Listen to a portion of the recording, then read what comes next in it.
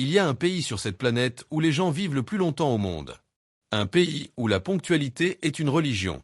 Un pays où un artisan peut passer 40 ans à fabriquer le même type de couteau et où ce couteau sera considéré comme une œuvre d'art. Un pays où les trains ont du retard en moyenne de 18 secondes par an. 18 secondes. Ce pays, c'est le Japon. Et voilà ce qui est fascinant avec le Japon. Ce n'est pas un pays de gens pressés. Ce n'est pas un pays de gens qui courent dans tous les sens, qui font 50 choses à la fois, qui cherchent le raccourci rapide. C'est un pays de gens lents, méthodiques, patients, profonds. Et pourtant, ils gagnent presque toujours. Comment est-ce possible? Comment peut-on avancer lentement et gagner contre des gens qui courent? La réponse se trouve dans des philosophies de vie japonaises que la plupart des gens dans le monde n'ont jamais entendues.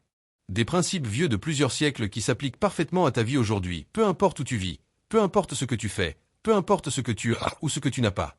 Aujourd'hui, je vais t'en partager les plus puissants. Et je te garantis qu'après cette vidéo, tu vas regarder ta propre progression différemment. Premier principe, le Kaizen, l'amélioration des 1% par jour. Le mot Kaizen vient de deux mots japonais, Kai qui signifie changement, et Zen qui signifie bien. Kaizen veut dire changer pour le mieux. Amélioration continue. Mais pas une amélioration massive. Pas une révolution du jour au lendemain. Juste 1% de mieux chaque jour. Voilà la mathématique qui va te changer la vie. Si tu t'améliores de 1% par jour pendant un an, tu seras 37 fois meilleur qu'au début. 37 fois. Pas 1,37 fois. 37 fois.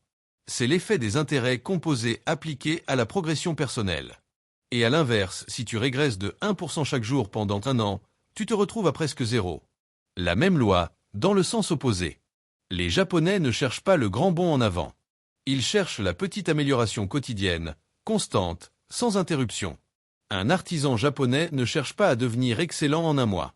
Il cherche à être légèrement meilleur aujourd'hui qu'il ne l'était hier. Et il le fait chaque jour pendant des années. C'est pour ça qu'au bout de 10 ans, il est imbattable. Pas parce qu'il a eu un coup de génie. Parce qu'il a été 1% meilleur tous les jours pendant 3650 jours. Applique ça à ta vie. Tu veux apprendre l'anglais? Pas 3 heures aujourd'hui et rien pendant une semaine. 15 minutes par jour, tous les jours, sans exception. Tu veux économiser de l'argent? Pas tout économiser d'un coup. 1% de plus chaque mois. Tu veux être en meilleure forme? Pas un marathon demain. Une pompe de plus qu'hier. Le Kaizen n'est pas sexy. Il n'est pas spectaculaire. Mais il est invincible. Deuxième principe, l'ikigai, la raison de se lever le matin. Ikigai. C'est peut-être le mot japonais le plus précieux que tu puisses apprendre. Il se traduit approximativement par la raison d'être ou la raison de se lever le matin.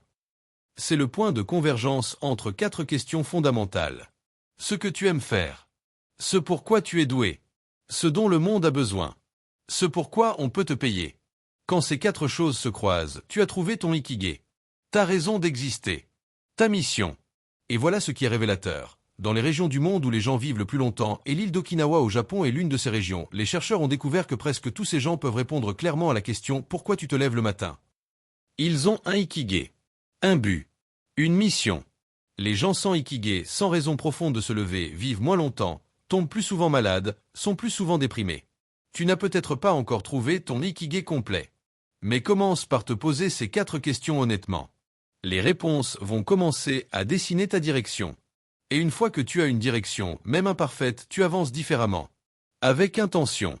Avec énergie. Avec patience.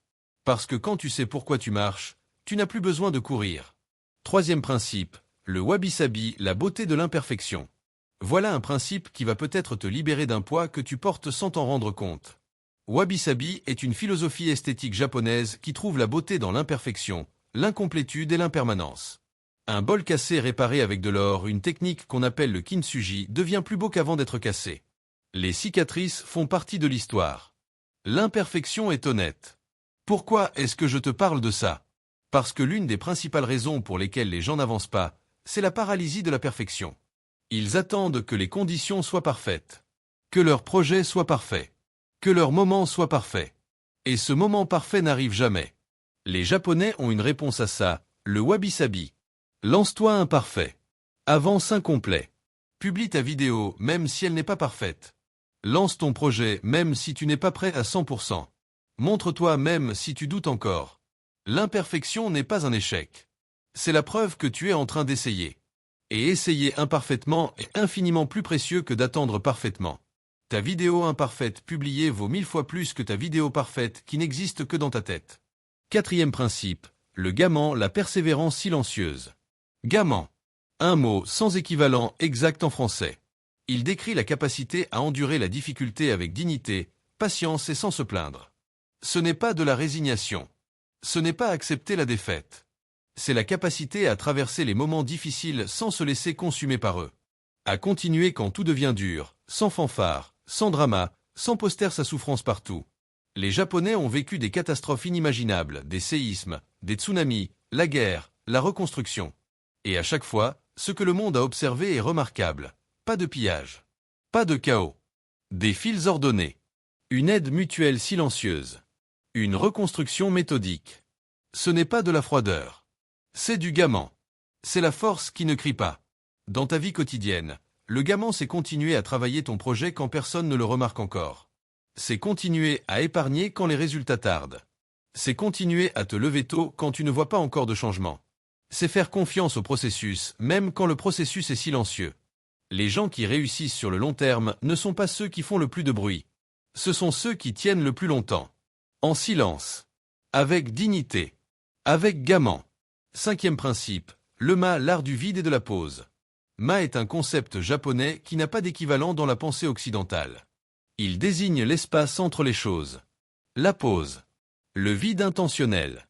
En musique japonaise, le ma c'est le silence entre les notes aussi important que les notes elles-mêmes. En architecture japonaise, c'est l'espace vide dans une pièce qui n'est pas un manque mais une présence. Et dans la vie quotidienne, le ma c'est la pause intentionnelle. Le moment de rien entre deux actions. La marche sans téléphone. Le repas sans écran. Le silence avant de répondre à quelque chose d'important.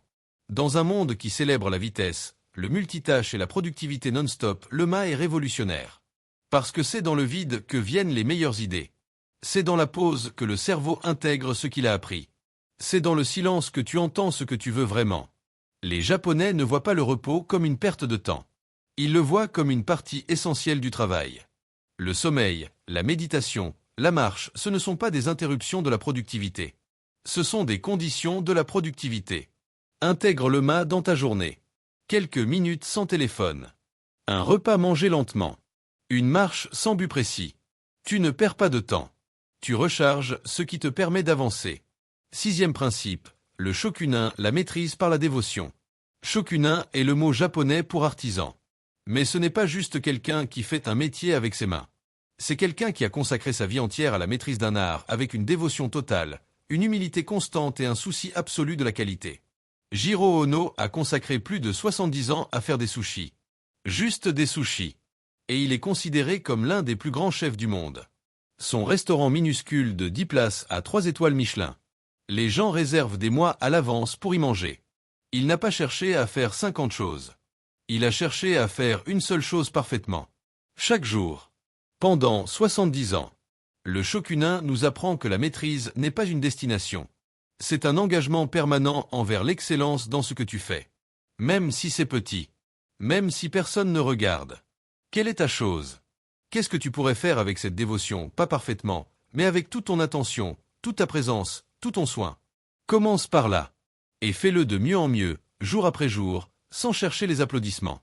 La maîtrise silencieuse parle toujours plus fort que le bruit. Voilà. 6 principes japonais qui expliquent pourquoi ce peuple avance lentement et gagne presque toujours. Le kaizen, 1% de mieux chaque jour. L'ikigai, connaître sa raison d'être. Le wabi-sabi, embrasser l'imperfection. Le gaiement, persévérer en silence. Le ma, l'art de la pause. Le shokunin, la dévotion à la maîtrise. Aucun de ces principes ne te promet une richesse en 30 jours. Aucun n'est un raccourci. Ils sont tous l'opposé d'un raccourci. Mais ils ont quelque chose que les raccourcis n'ont jamais, ils durent. Ils construisent quelque chose de réel. Quelque chose que personne ne peut enlever parce que c'est devenu une partie de toi. Tu n'as pas besoin d'aller au Japon pour vivre ces principes. Tu peux les commencer aujourd'hui. Dans ta chambre. Avec ce que tu as. Là où tu en es. Avance lentement. Avance bien. Et tu gagneras toujours. Chaque pas compte.